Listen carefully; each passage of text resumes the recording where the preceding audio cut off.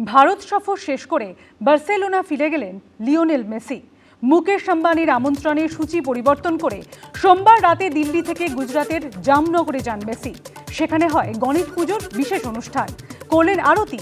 অনন্ত আম্বানিকে জড়িয়ে ধরে ছবি তুললেন মেসি। কাঁচের দেওয়ালের উপরে থাকা বিশাল আকার বাঘ সিংহের মুখোমুখি হলেন তিনি, খেললেন ফুটবলও।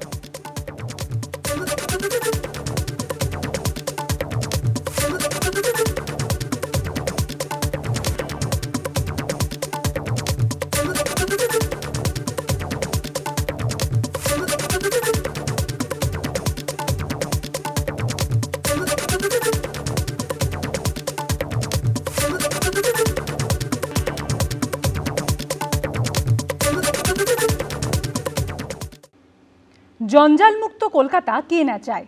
এবার সেই লক্ষ্যেই এক ধাপ এগিয়ে এলো এভারগ্রিন ফিউচার। জঞ্জাল থেকে এবার সলিড ফুয়েল তৈরির উদ্যোগে বানিয়ে ফেলা হলো একটি মেশিন, যার নাম ইকোজনিক। মঙ্গলবার কলকাতা বন্দরে ছিল এই মেশিনের প্রদর্শনী অনুষ্ঠান। ফেলে দেওয়া বর্জ্যই হবে সোনা। জঞ্জাল থেকে এবার সলিড ফুয়েল তৈরির উদ্যোগ নিল এভারগ্রিন ফিউচার। মঙ্গলবার কলকাতা বন্দরে এমনই একটি মেশিনের উদ্বোধন করা হয়, নাম ইকোজেনিক। কিভাবে কাজ করে মেশিনটি তা দেখানো হয় অনুষ্ঠানে। আমাদের এই যে ল্যান্ডফিলের সমস্যা হচ্ছে, আস্তে আস্তে দেখুন মানুষের ক্ষমতা ব্যয় বেশি হচ্ছে, সে বেশি প্লাস্টিক ফেলছে, অনেক কিছু যে যাচ্ছে, সেটা ধাপার মাঠ কেন অন্য কোনো ল্যান্ডফিলে আর জায়গা হচ্ছে না। তাহলে কি করতে হবে যে সোর্সেই যদি এগুলো লাগিয়ে দেওয়া যায়, তাহলে থেকে গার্বেজটার সঙ্গে সঙ্গে এখানেই কিন্তু তৈরি হয়ে যাচ্ছে যে ফুয়েল। এটা অন্য কোনো প্লান্টে যেতে হবে না, এভরিথিং মিক্সড সলিড ওয়েস্ট। প্রদর্শনীতে উপস্থিত ছিলেন কলকাতা বন্দরের চেয়ারম্যান রথেন্দ্র রামন, ডেপুটি চেয়ারম্যান সম্রাট राही।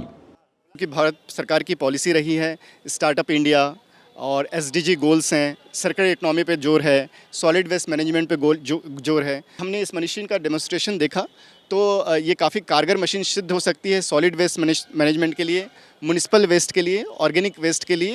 तो एक प्रोत्साहन देना है और ये जब पूरी तरह जब इसमें सारे अप्रूवल, सारे सिविक अथॉरिटीज़ इसको कंसेंट दे देंगे तो फिर इसके बारे में, प्रयोग के बारे में, जैसा कि मार्केट में जो बाकी प्रोडक्ट हैं उस माध्यम से हम लोग भी सोचेंगे।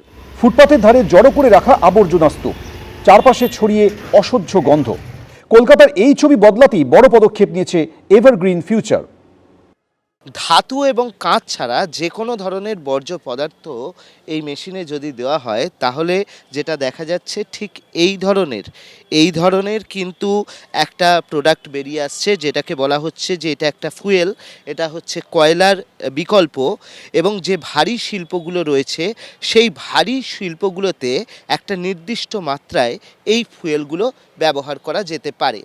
উদ্যোক্তাদের দাবি, এই মেশিনের মাধ্যমে যে কোনো বড় ধরনের আবর্জনাকে সলিড জ্বালানিতে পরিণত করা যাবে। তবে কাঁচ বা ধাতুজাত বর্জ্যের ক্ষেত্রে কার্যকরী হবে না এই প্রযুক্তি। অর্ণব মুখোপাধ্যায়, এবিপি আনন্দ, কলকাতা। এবিপি আনন্দ, এগিয়ে থাকে, এগিয়ে রাখে।